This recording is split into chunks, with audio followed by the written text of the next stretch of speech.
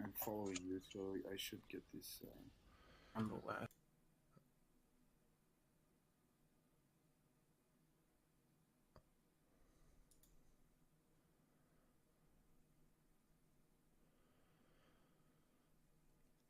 So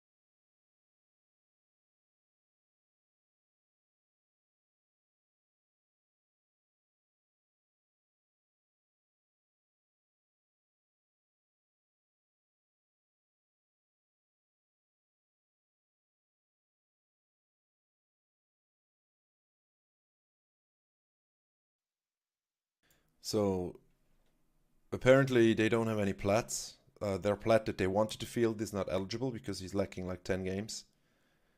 And now I'm getting to play their Diamond Terran, which is probably going to be hilarious to watch because I'm just gonna get destroyed here. But guess we'll see what happens.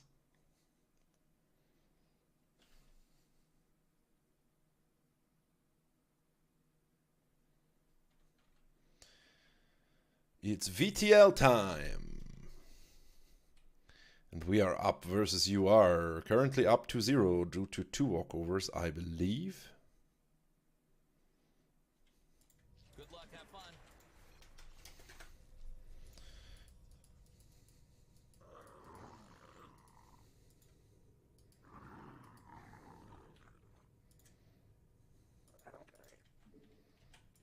We require more minerals.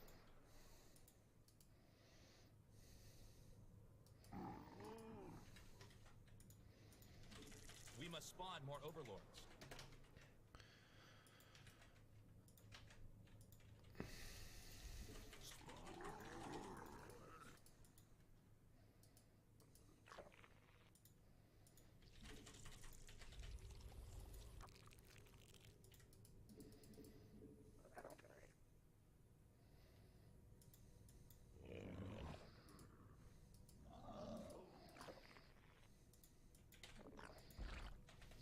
You need more minerals. In my day, we mined 8 minerals at a time. Watch and learn how not to play Zerg. That's the theme of tonight.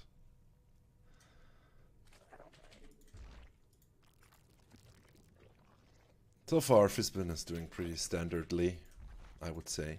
We require more minerals. You have not enough minerals. Money, money, money, money, money. Ghastly, as usual.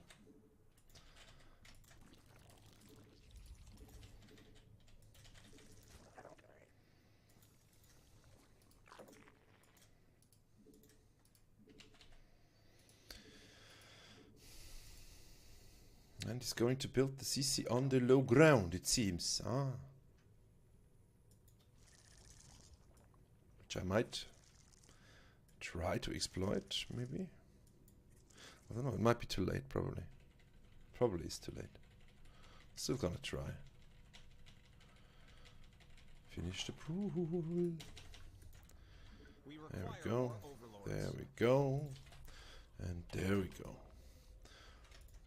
All set.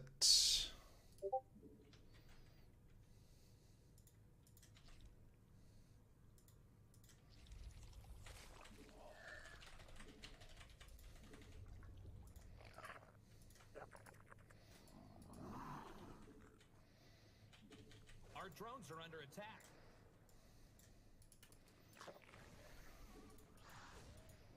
We need more monies. Unacceptable command. A new queen has emerged. Yeah, now it's too late. Is it though? I don't know.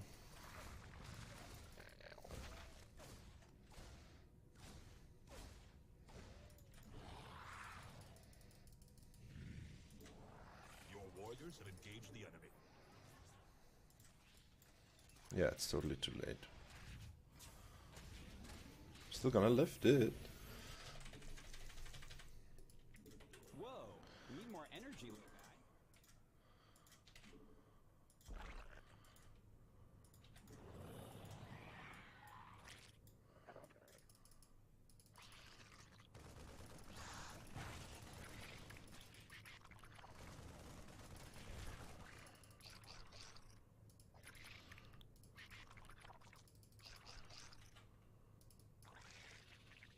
Evolution complete. We require more overlords.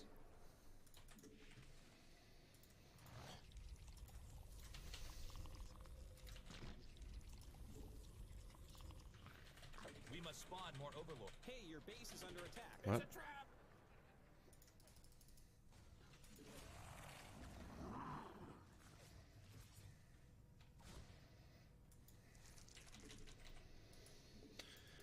Not enough come on, fuck off already.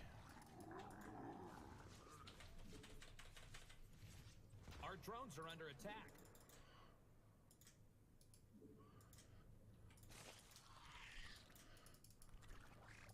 Did he die? No, he didn't. There, now he's dead. Fucking cunt.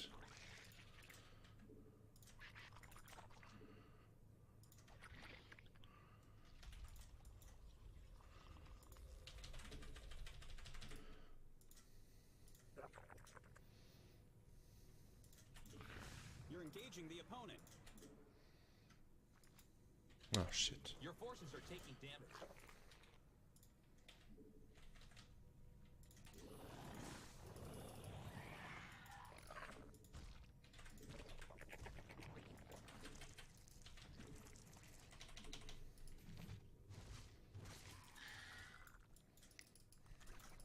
Need more energy.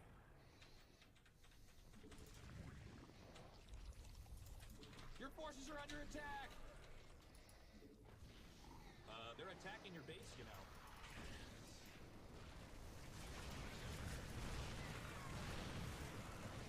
Yeah, this A new queen has emerged. is it.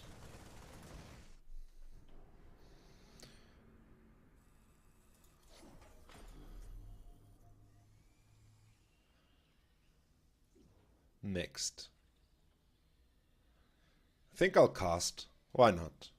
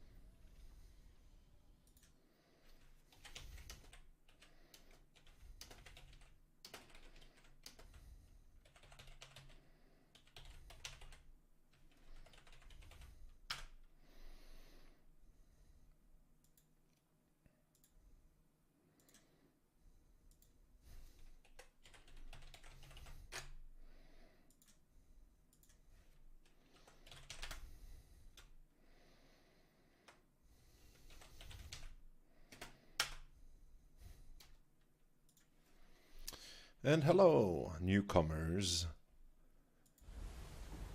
We are going to cast the Clanwar. Whoop-de-doop-de-doo. We are currently up to 1 because they have 2 plat walkovers and their diamond whooped my ass.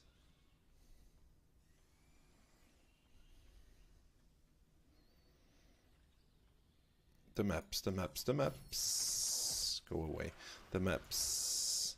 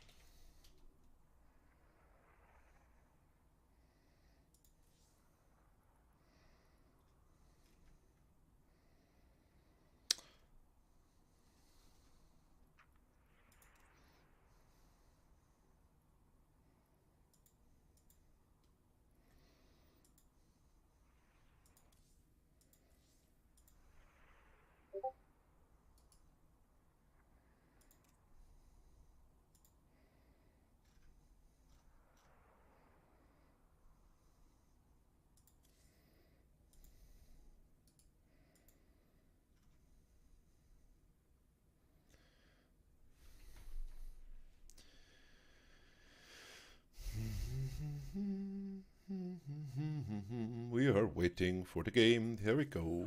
It's going to be Protoss versus Terran on Cerulean Fall.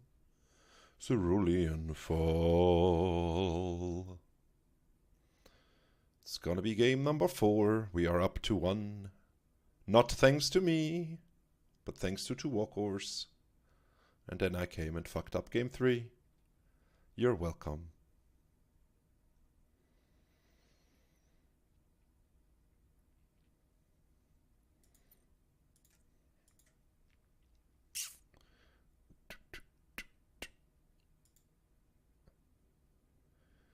Tool can watch the screen, the stream. Thank you, Tool. You're the man. Yes.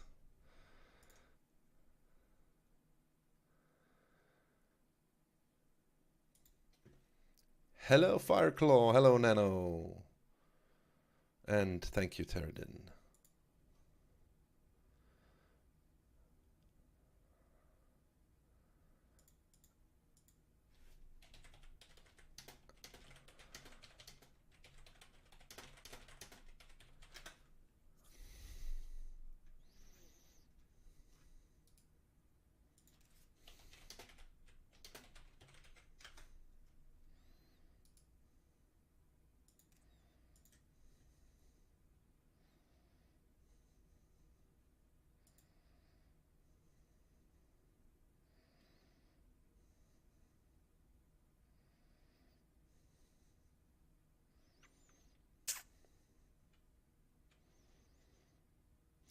Okay, there's a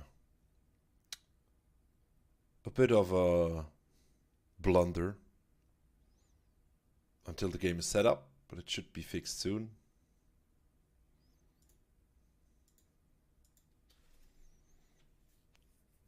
Please, please. Please change the colors for the love of God, red and pink.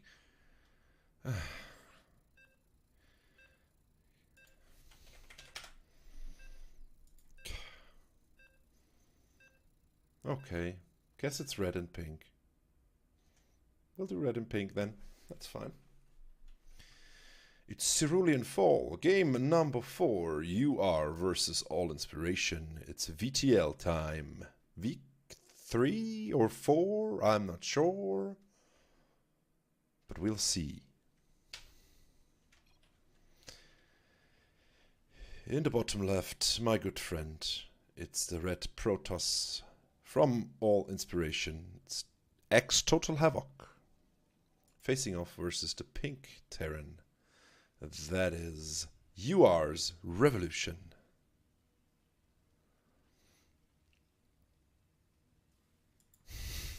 Yeah, no, that is quite the conflict. I hate both of these races, so I'm not really biased, but of course I'm rooting for my buddy Glenn. Currently we see nothing out of the ordinary, no proxy, no special stuff. Everybody's taking it seriously here, not trying to overwhelm their opponents in the first 5 minutes of the game, so we can actually get something casted here. For once. Let me just adjust the sound a bit, because I think the game sound is very, very silent, so we're going to put it up to the standard 22%, but it is okay, that should be fine. That should be fine. The probe saw everything, I believe. Yes, it did. And it's now heading home, because at home, there's no place like home except home. So it's heading home to its nexus, where another SCV is running around in circles. Poke. Poke. Poke. Other than that, nothing really out of the ordinary. Yet the Reaper Man will come in for a further scout. SCVs and probes are playing hide and seek. And we see the CC going down on the low ground for Revolution. So Revolution not looking for a one base push. He is going for the macro game. And the probe dies a horrible death. There's his carcass. Poor little thing, snuffed out of existence. Looks like EUR is going for a 1-1-1 build. Meanwhile, still not sure what Havoc's going to do. Probably expand right now, which he will do. No bunker behind the mineral line. Of course, Havoc does not know that. A Reaper is coming in for some harassment. But just in time, the Stalker is out. And of course, a Stalker can easily kill a Reaper anytime. Very, very good defensive unit, the Stalker. Maybe not as good offensively in low numbers, but definitely super good in the defense department. Of course, later when you have Blink or when you have a Warp Prism, Stalkers become really, really useful if you have the micro. Over here we see the starport going down. A Techlat is being added. This might either be for siege tanks or it might be for Banshees. We will see. Might be a cloaked Banshee play here from Revolution. And the Reapers again going for the scouting because information is important. He sees the Robo being built as well as the second gateway and bombs some probes. Takes out the shield of some, but no structural damage has been dealt to the probes. The Reaper might just make it out there alive. If the probe doesn't react, it does not. And so the Reaper will be able to heal up again with his drugs. Meanwhile, over here the Stalker has 2 kills. Probably took out 2 Marines or maybe 2 workers. So he's got that going for him, which is nice. The second Stalker is moving across the map as well. And the Reaper might engage the Stalker. He might even win if he's not microed. Nope, he will die. A horrible death. Boom goes the Reaper. And of course 4 Marines are more than enough to deal with 2 Stalkers if not microed correctly. And the tank behind will totally destroy Stalkers in armor shooting mode. Boom. So the Immortal should be out as soon as possible. Or maybe he's going for a Warp Prism. First, of course, there's an Observer. Never wrong to have an Observer. And we have a beeline from Revolution moving across the map here. A little bit of a blunder there, losing the tank. Then again, Havoc move commands as well. And he will lose a Stalker for this. But the whole army of the Terran is being destroyed here. And now we have 4 Stalkers moving across the map. There is not a second siege tank out yet. So the defense is not up. Oh, actually there is. There he is. Okay, he will be set up here and then it's going to be very hard for Havoc to attack into this bunker being made as well now. Yes, I guess it's hard to attack a Terran because Terran are turtly bastards if they want to be. They sure have the best tools to turtle in this game.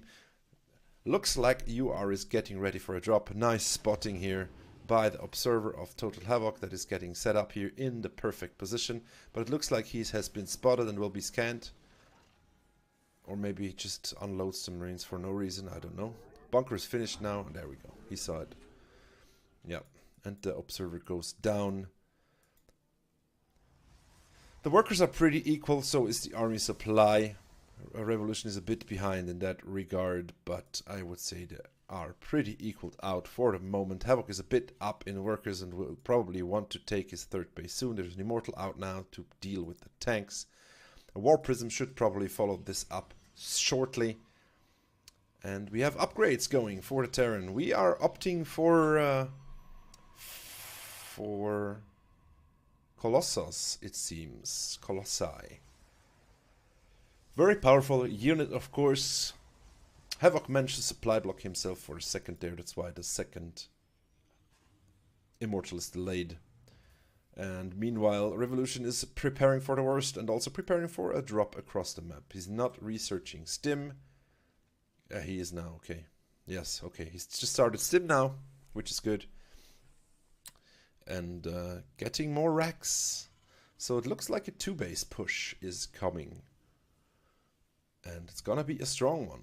But Havoc is not sitting on his ass either, and he looks well prepared for a moment, even taking his 3rd base. Let's hope he can get that up and defend versus this push moving across the map now. 2 medevacs. The Stalker will sadly not spot this because they're too far out for this. But he should suspect that there's something coming in now. And once, of course, the Colossus is out, Bio is going to have a hard time of doing the damage it would like to. Havoc might lose his third here if this drop if this drop will take too much time before it's getting defended. That was a nice sentence, wasn't it? Moving Stalkers in to spot anything coming out now, but little does he know he actually spotted the expansion. Okay, he's going... Oh, the Stalkers are waiting! Ooh, he immediately loses one of the medevacs. That is such a big deal. 8 Marines have been destroyed there. He's going to take his revenge on this Nexus. And with the tank in there, it's going to be hard if he sieges up, but he decides to better get out there because there's going to be hell to pay. The Stalkers have been moved aside now. Can 2 Stalkers take out this War Prism? It's trapped now, I believe. But it might come back later and haunt Total Havoc. He has... he takes it out! Jesus, that's such a big deal. Oh my god. Of course, a lot of army is moving across the map now. Gets spotted by the Stalker here for Havoc. We have Colossus out. We have, let's see, 1 Colossus, 2 Immortals, and 11 Stalkers out, 4 Adepts to help. Shield batteries as well. And there's a big push coming from Revolution that might potentially do a lot of damage. That's a nice Marauder skin. Almost looks like a Viking. It's a bit confusing. Let's see what he manages to do with this push. He takes out another Stalker as well. But this is a nice Protoss army as well. And if the siege tanks are not set up, and they are not, he might take massive damage here. The first siege tank goes down without doing much. And the second one will go down as well. The third one has been picked up. And the Bio is deterred without taking any damage. And this is a scary Protoss force moving across the map now. Havoc has smelled blood. There's still dropships about. But I think by taking out the earlier drop, he has put himself in a massively nicer position than his opponent. Even though Revolution has caught up in supply now. He's even on 3 bases and has them saturated. So Glyn should really move across the map, which of course is deterred by the fact that there were dropships around. He doesn't know that they went back. His map vision is very limited and he spreads his army out a bit, moves them back and forth. When he should be moving across the map and killing everything that Terran has. Terran is getting upgrades, so he's only getting stronger the more time passes. And Revolution coming in for push number 2. It's very good for Glyn to have taken out the first wave of tanks almost totally, so the tank count is kept low, because tanks in high numbers can still really hurt him. I like the position of shield batteries and the SimCity here by Total Havoc. Even some cannons, but little does he know that Terran already has his 3rd base saturated and is taking his 4th now, so by not acting, he is putting himself behind every minute. The drop arm is moving up here. There's 4 Stalkers waiting to intercept that drop as well. He is not letting anything. He needs to be careful with this Adept or it might not be able to scout. Actually, he's pulling back on move command. Nope. And the Adept gets taken out. He sees the army. Oh, that's... And another dropship gets taken out. Jesus Christ, another dropship. But now the Marines are being unloaded. The dropship will die and it will buy some time for the army to come back here. Nope, the dropship's still alive. Getting taken out now and the Marines are trapped here and they will die eventually. The Colossus are out in high numbers now and they will take this out. The whole army of Revolution is coming in for a push now. And we have pretty equal supply. Revolution is up 20 supply actually now. But a lot of that is Marines and, oh well, there's a lot of Marauders now as well. But I think Colossus still do okay versus Marauders, especially with the range upgrade. But let's see. There's also Templars out now. Storm has halfway finished and we are going into upgrades now for Protoss as well. Meanwhile, Terran is saturating his 4th base here with a planetary fortress. So Terran in a very strong position here. And Havoc needs to take care not to be too passive. He saturated his 3rd base as well now.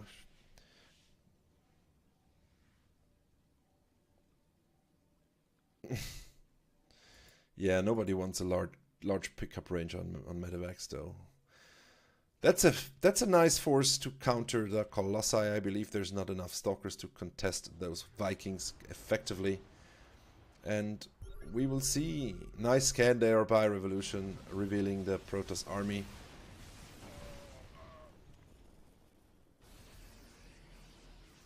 The storm is finished and we have about 4 storms that can be cast at this time, I think, or near enough. If I could only select it, there we go. Yeah, we have storm ready. There's enough energy on this Templar. Some Zealots are coming in from the side, but this is a strong position for Terran with the siege tanks in the back. But nice storm there, massively dealing damage on all the bio. And I think this will just get overrun. It looks like Havoc has this, but then again, the siege tanks are not down yet and doing massive damage. Actually, the Vikings have been taken out. There's only one Viking left now, and the Terran is forced to retreat. He's still up in army supply. But a nice engagement there by Total Havoc. And warping in Zealots at home to reinforce his army. Should probably build the more expensive units. He has enough. I'm not sure he can finish the Terran, but he might. If he can get up the ramp, I think he's in a super good position. He has to attack into storms now.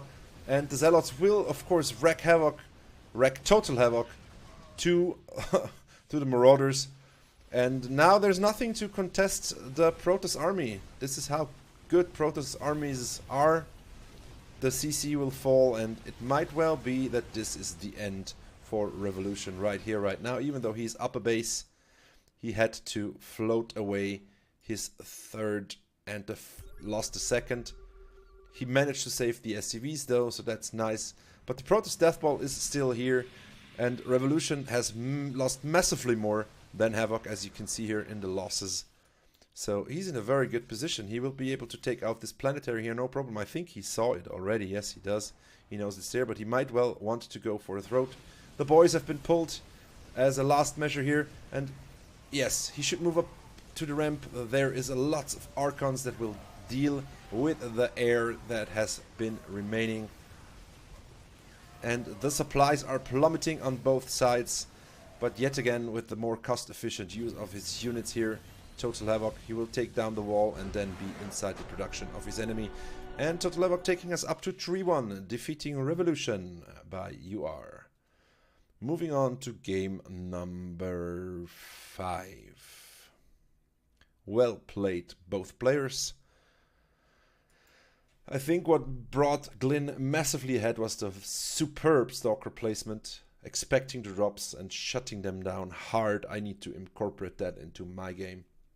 Leaving 2 or 3 Hydras or Queens there will really help a lot. And if you can take out those drops with the Marines still inside them, it's absolutely huge, as we all know.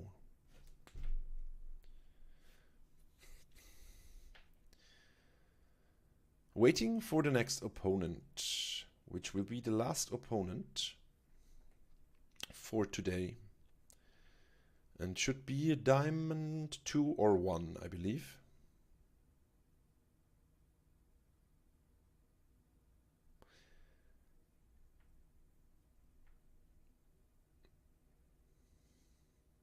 Well, Godquail, you should totally listen to me, because my worst is more soothing than whoever casts Nidus, I'm pretty sure. Isn't it? Who is casting Nidus? Is it Tech 4?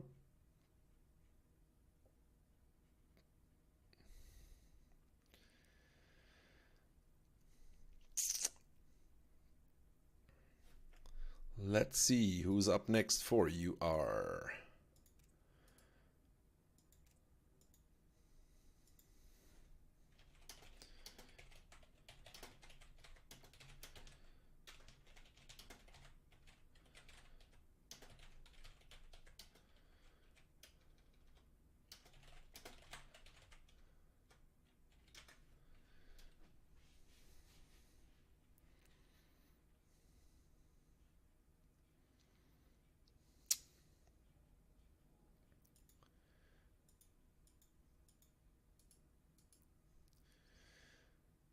And we have Fireclaw asking for a sec to get out his next player and get him ready.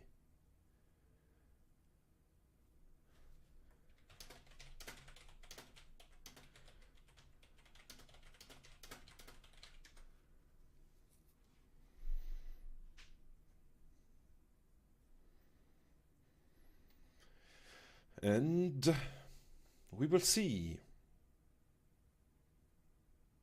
if Glyn can take it all the way.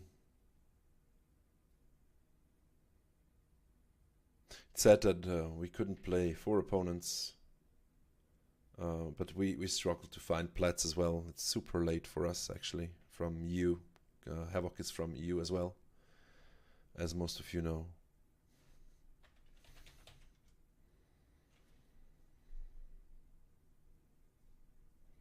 And so yeah, Sunday is probably the worst time to do a thing like this because we have to work tomorrow, obviously. So maybe in the future we can find a time that's more suitable to both EU and NA guys. It's of course always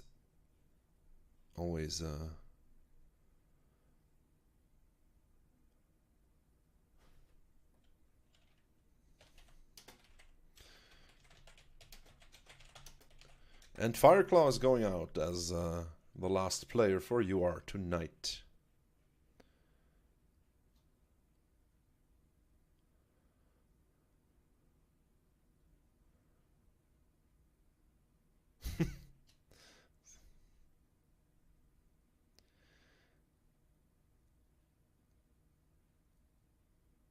Okay, I'm not sure I know these guys. But then again, I don't know much except for the DreamHack casters and the GSL casters, I think. Since that's the only thing I really watch these days, I don't have time to watch too many VODs.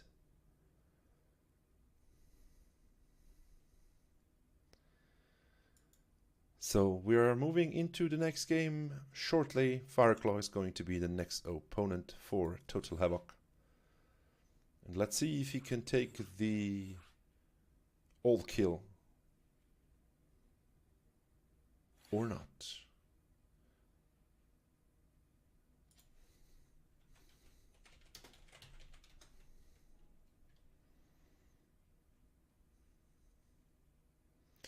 Fireclaw asks for a quick bathroom break, which we of course will give him.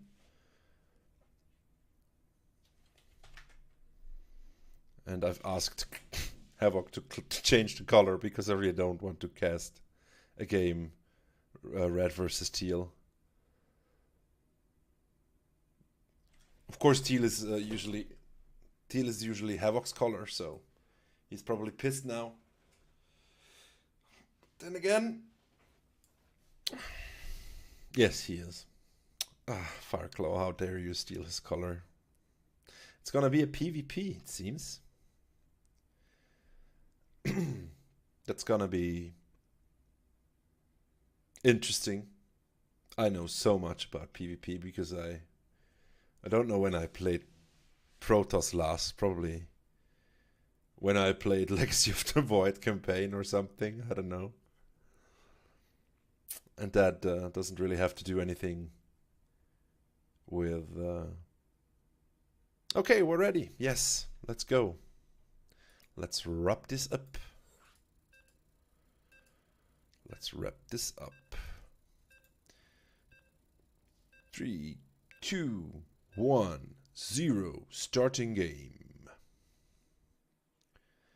It's Blue Shift, the cheese map.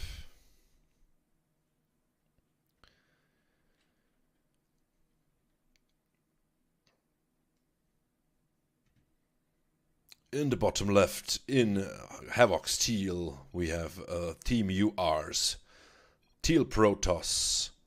It's Fireclaw facing off versus the top right, playing red trunked Protoss, my brother in arms, if not in race. It's All Inspirations X Total Havoc. And we are currently up 3-1 in this best of 7. So we need this game to be ours, and then we have 1 week. Currently we have a mirror matchup going on, although Total Havoc is not taking gas, which is a bit suspicious. I think this might be a very specific build that he is doing.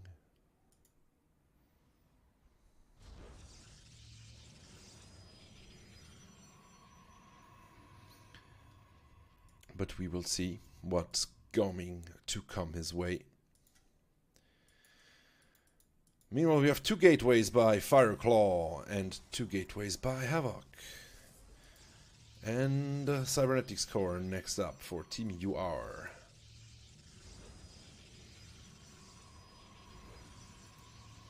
And it's still a mirror matchup. Everything is in order here. Everything is mirrored. Nothing out of the ordinary so far. So yeah, let's see what those players have up their sleeves to ruin each other's days here. Walling off the ramp is, of course, as I have learned in the versus AI match, a very common strat for PvP, because you can block off the ramp if you need. You can prevent shades from going in if you drop a pylon here. So that's pretty normal, apparently. Even the AI did it sometimes. If you haven't seen these games, you should really go and see them. It's very interesting, I believe. If you think at all about AI and stuff like that, or are interested in it, go watch DeepMind games versus TLO and versus Mana. It was a great show, I believe, and I enjoyed it quite a bit. It was very interesting. We have 2 adepts moving across the map for Fireclaw here. Meanwhile, 2 adepts are awaiting them for Total Havoc. They will shade out as well, and they might well meet in a couple of seconds. Yes, there we go. He saw it and immediately cancelled the shades. And he will try to stay on top of them. Will he shade in? Yes, he will. And Havoc gets the first shot off. I'm not sure he should pull the probes. Lost a couple of probes there, but he will trade the 2 adepts for it. I'm not sure it's worth it. Don't think he got enough out of this. Ooh, double robo coming up here, and an expansion for Fireclaw. This is going to escalate very, very shortly. And going into Stalkers is Fireclaw. Probably not the best choice if you know what we have coming up here. But also we have the Stargate Tech and an Oracle on the way. And no anti-air whatsoever for Total Havoc, so that might well backfire.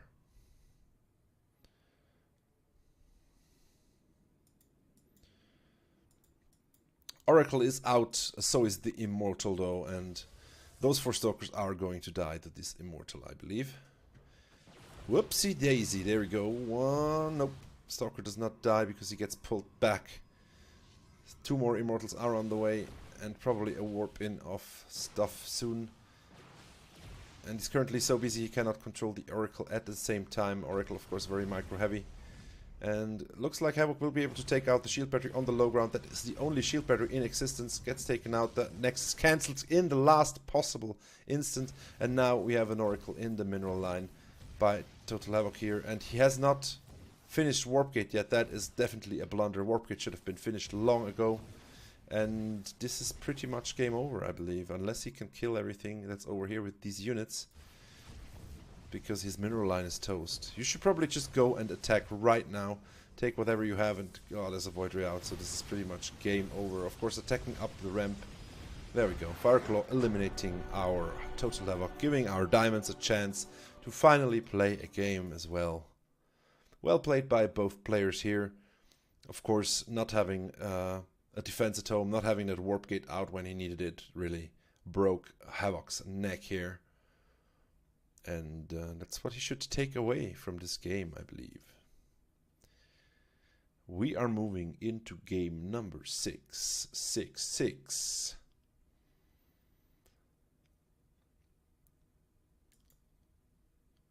Let's see who we will field. I believe it's gonna be Nano, probably.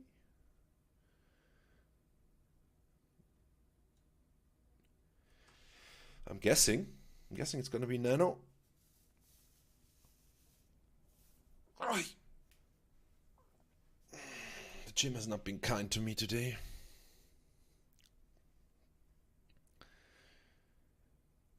Well, well, well. Let's have a drink of water. It's important to stay hydrated at all times. That's why I bought these big ass bottles.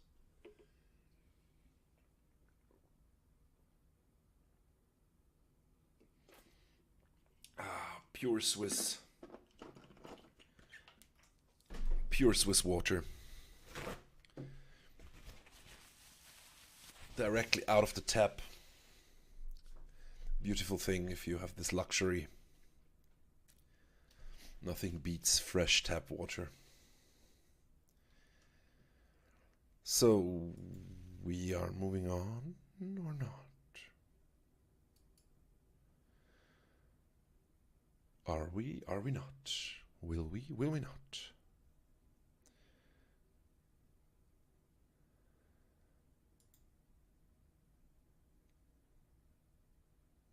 I'm guessing we will.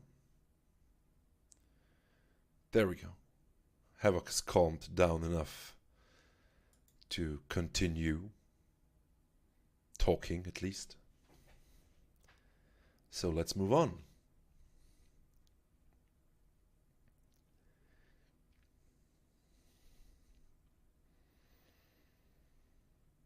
We will see a TVP because Nano is next up in the line of succession for all inspirations VTL tonight, and he may pick a map.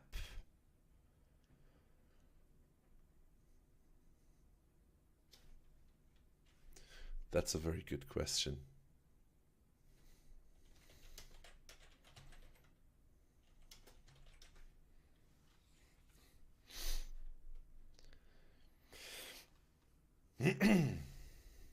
Automaton is of course an option, yes.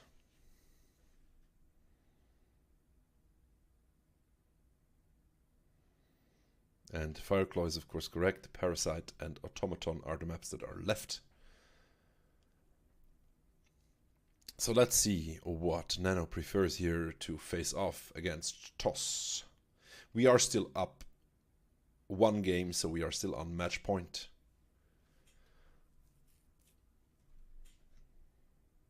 We being all inspiration.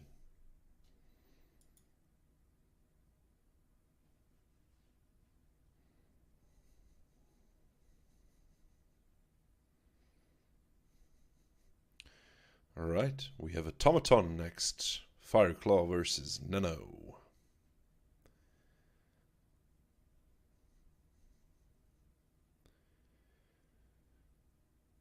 As you can see, the Hydralisk is anxious because he hasn't seen his brethren in a long time. Since the last game was a PvT and then a PvP and now PvT again. There's no Zerg anymore. It's really sad, sad. So sad.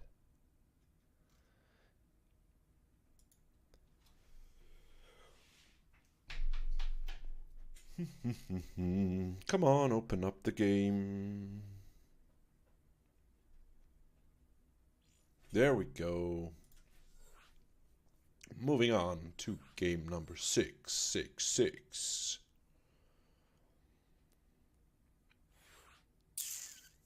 On Automaton. Nano versus Fireclaw. All in versus UR. Which is of course Team UR.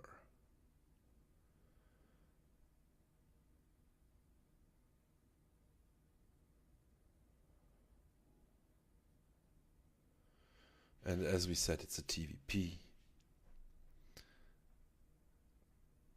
We have reached the diamond phase.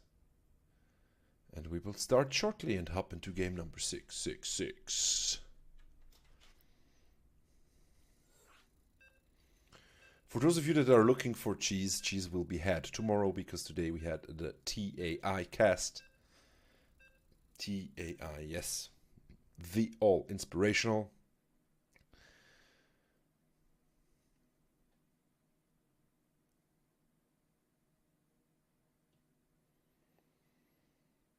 So there will be cheese tomorrow, for those of you that missed it today, because I know you did. You want the cheese as much as I do.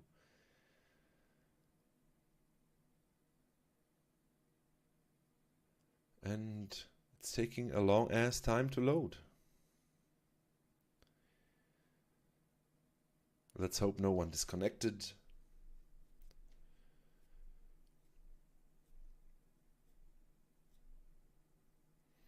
Let's see if UR can bring it back and go to a game 7, or if Allen can close out the series here and now in game 6. We have loaded. The rest is loading in as well. And we will start this party shortly. This is the map with the weird wall next to the mineral patch at the gold there.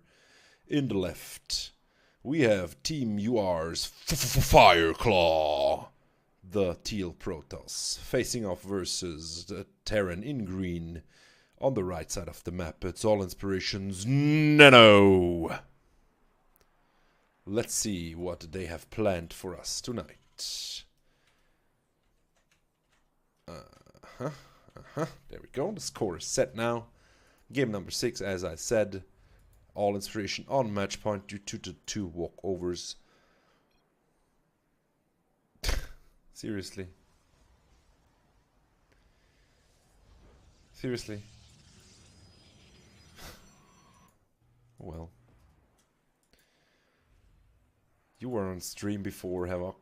Like you played 2 games. Is that not enough? Let's follow this probe around here. He will see the SCV, albeit barely, because they almost missed each other here. And of course they will each scout what is going on. Not walling off the ramp, because you don't really want to do that versus Terran. But nonetheless building it in a spot where Terran might not see it, actually. Oh yes, he saw. He saw it. It's just barely in range, and he will just move back and walk by it again and see that it's a gateway.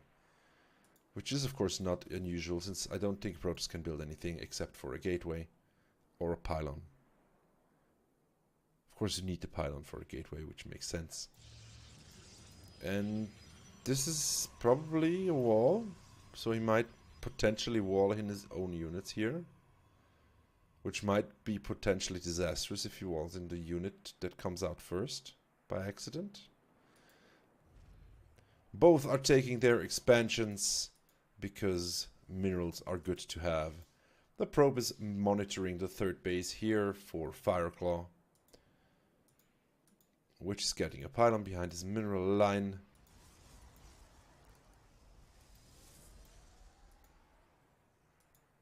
And we see an adept that will go out on the correct side, wisely shift-clicking his units out there instead of just clicking them down.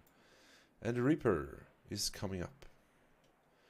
Checking for the expansion, sees it, and then moves in to the base, trying to snatch some probes, no doubt, because that's what the Reapers do. But again, the adept is out in time to deter the Reaper and possibly kill him if he's not careful. He's attacking the pylon instead of probes. I don't like this, and the Reaper will die. Ah, Nano. Poor Reaper. It's a short life if you're one of Nano's Reapers. It's a short, sad life. Walling off the ramp there, so the Protoss cannot see what he's doing. Did he spot it? Yes, he spotted. At least he spotted the barracks, but it cannot be spotted if the wall is up. Expansion finishing for both of these players. Warp Gate Research as well as a Twilight Council coming in for Protoss, and the Stargate, the good old 1-1-1 build with an expansion mixed in here for Nano. Destiny Cloud Fist build, as Husky would call it. But of course in that time you wouldn't expand, you would go directly. And the Adept manages to shade in and will try to take out some SCVs here. We'll get one. Because, you know, Terran's SCVs have to be protected. They cannot be killed in 2 hits, because that would just be ridiculous, right? If someone could kill your workers in 2 hits, I mean, we can't have that now, can we? Probably Protoss was abusing the adepts so hard in the early stages that Terran needed to have that little boost there. Doesn't concern me because they die as easily to Zerglings as they used to. And they die to 2-0 Banelings as well in 1 hit, so I don't really mind what's going on between Terran and Protoss. We have a little gateway explosion going on here, as well as a robo, 4-gate robo of 2 bays, of course not too hard of a thing to manage. Blink is coming in, so we will see Stalker action, which are of course very, very strong versus Bio. We have a Raven coming out of Nano's starport because he likes to play with his Raven. He's very adept at doing so. We saw this last week.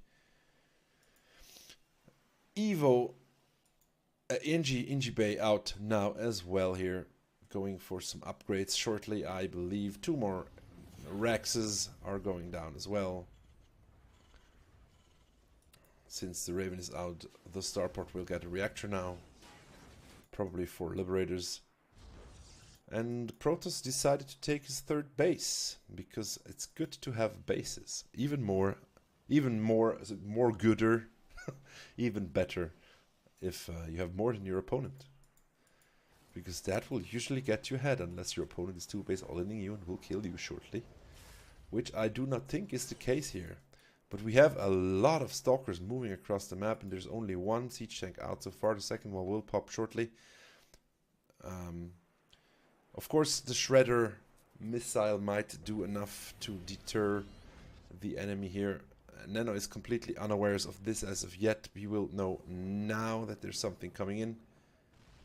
But the Stalkers might just blink on top of the tanks. Nope. There's enough here to make Fireclaw hesitate with his attack. He will, of course, now warp in. Oh, that is so hard. Tanks are completely out of position. The auto turret will help. But now he knows that blink is a thing, although he might have seen it earlier as well. And of course, the tanks are totally out of position now. Cyclone really doing work here on the Stalkers, losing 1 Stalker there, but the Raven has been taken out, so he might have to swap back to create another Raven. He's still in a decently good spot here, but he will start to get behind shortly if he doesn't take a 3rd himself and lets the Protoss 3rd be taken without retaliation.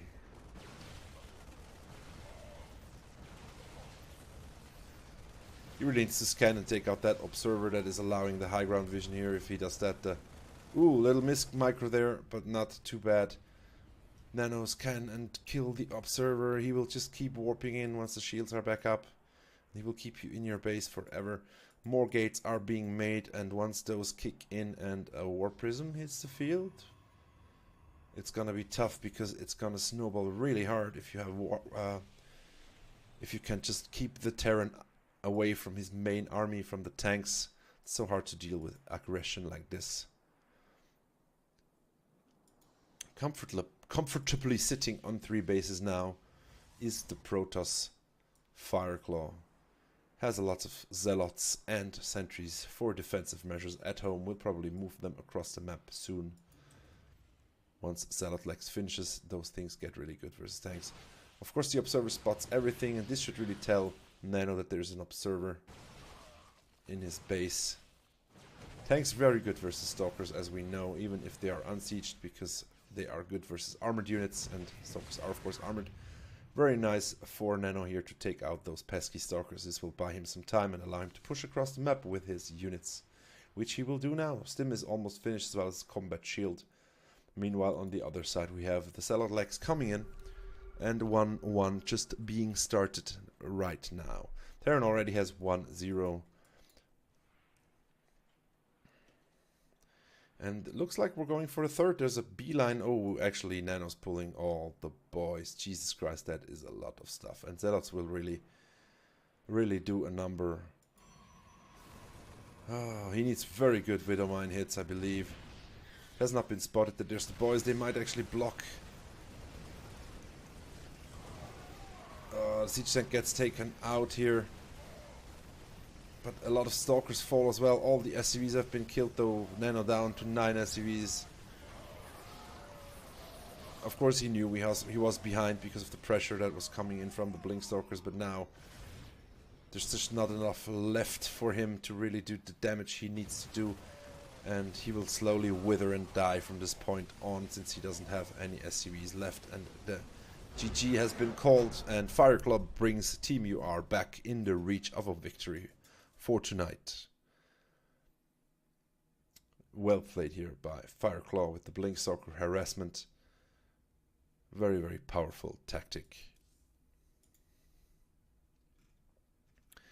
3-3 is the series. Let's see who we will be fielding next.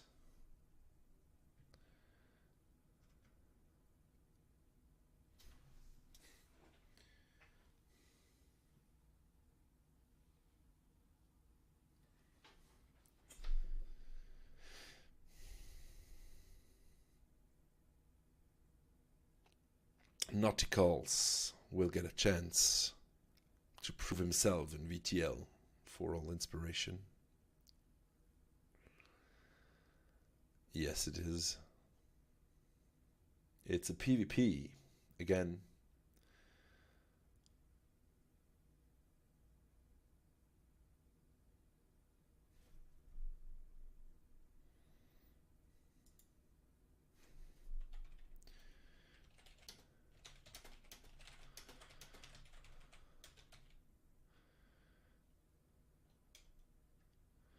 Yeah.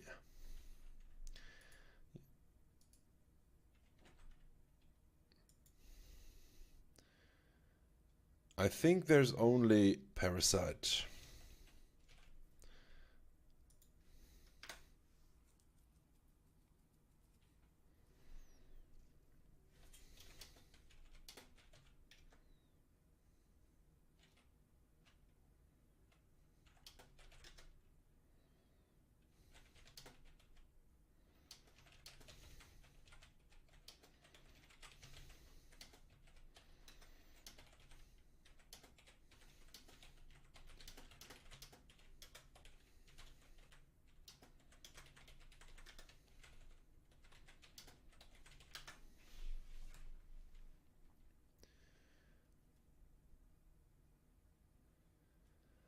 Oh, that is a very good question. Automaton. Blue shift.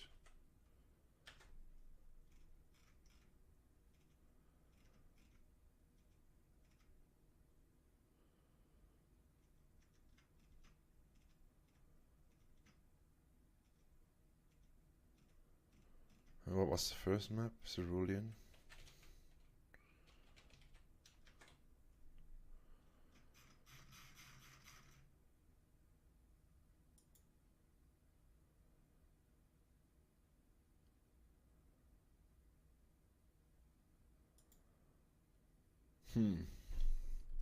I don't remember what else was. I think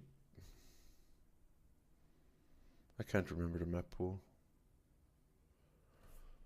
Let's see if I can find it. Let's see if I can find it.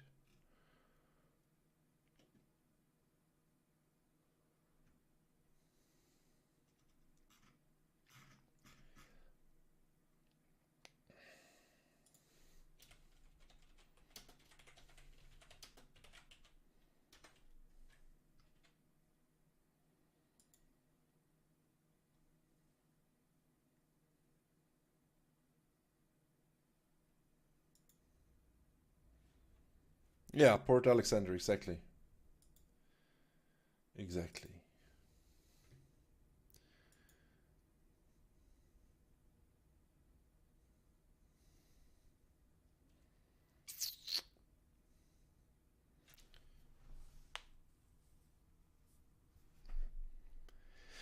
So, looks like game number 7 is going to be played on Kairos Junction. Kairos Junction? Who knows? Who knows? I don't. Let's see if Nauticals can take the win for all inspiration, or if Fireclaw can do the reverse all kill here and pull off the destruction of all inspiration for tonight.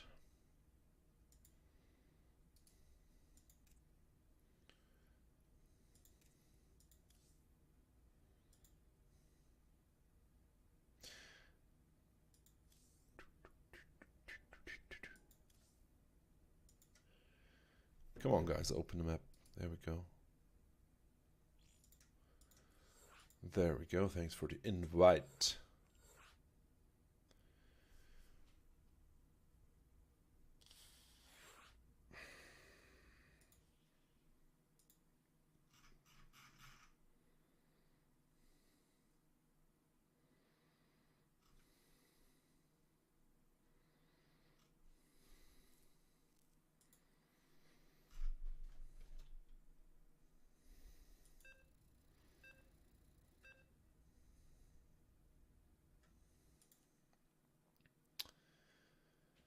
Up next is game number 7 of tonight's VTL versus Team UR. All Inspiration versus UR is the name of the game. StarCraft 2 is of course the game. And this is game number 7. In the top left of Kairos Junction Ladder Edition, we have Team UR's Fireclaw facing off versus the Green Protoss. It's All Inspirations Nauticals. It's currently 3-3. Whoever takes this game will take the series and thus the evening and the week. So let's root for our guys. And let's see if we can get a good game here. Level is about Diamond 2. And of course, a mirror matchup is always a hard thing to pull off, since the smallest mistakes can give your opponent an advantage over you.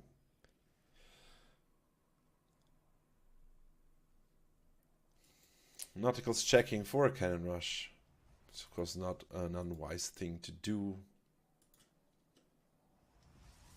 Taking his gas early is Fireclaw as well as Nauticals. So we really have a mirror matchup going on. Can be seen in the production tab as well.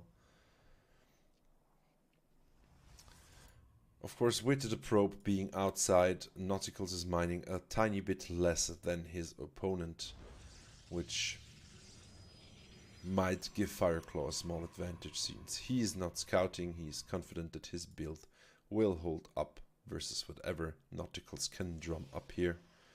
But Nautical will confirm what his opponent is building. So scouting information versus a bit more minerals. That's the question here. Of course, if you know what your opponent is doing, it's worth something as well. So let's see if you can exploit the fact that there's 2 gateways and okay, Fireclaw is actually getting a blackout sentry out, while Nauticals with the proxy pylon here. While Nauticals is going for double stalkers, this tells me that it looks like Nauticals wants to be aggressive and Fireclaw is playing defensive since he can wall off the ramp with a force field, possibly trapping units of Nauticals. You have to respect the ramp, but he's moving out with his Stalker and Sentry, and I'm pretty sure 1 Stalker does not hold up versus 2 Stalkers and a Sentry. Yeah, you know what I mean. We will see. Where are the Stalkers though? 1 is moving on the top side, 1 is moving on the lower side, scouting for pylons here. A gateway is going down next to the pylon so we can have fast warp-ins. But there is nothing to dispute this at home. Is he aware that there's something coming? The Stalkers are coming back now. No proxies have been found. There's 4 Stalkers out in total here. And will Fireclaw spot the proxy? I guess he will not. And a shield battery is going down for Nauticals just in case he has to fall back. Warp gate is finished, of course. I think, at least. Yes, there we go. And he can warp in more units closer to his opponent's base now. A Robo is going up for Fireclaw, which of course means he has been attacking, and this gives the army advantage to Nauticals. He might well just take out his opponent with this push if he can get the Stalkers and especially the Sentry. Take out the Sentry before he can get up the ramp, and now you have a problem here, Fireclaw. Of course it's hard to attack up ramp, but once this pylon falls, the wall is not as strong anymore. There's another Sentry out and he loses some of his Stalkers here, but damage is being dealt to the units of Fireclaw here, to the buildings. More Stalkers are pouring in from the warp in, and he will try to take out the expansion. If this goes down, of course they are equal again. The army supply is very equal. The worker supply is very equal. Another Sentry is out, but there is not enough energy. But of course the defender's advantage is on Fireclaw's side here, and Nauticals might have overestimated his power a bit here. Of course, once the Immortal is out, this push will end. And right now I believe Nauticals should be expanding at home to try and get an edge over his opponent. But we will see what he will do. The worker supply is still very equal. Fireclaw is up a bit in army supply now. And it looks like Nauticals is not done with his all-in here.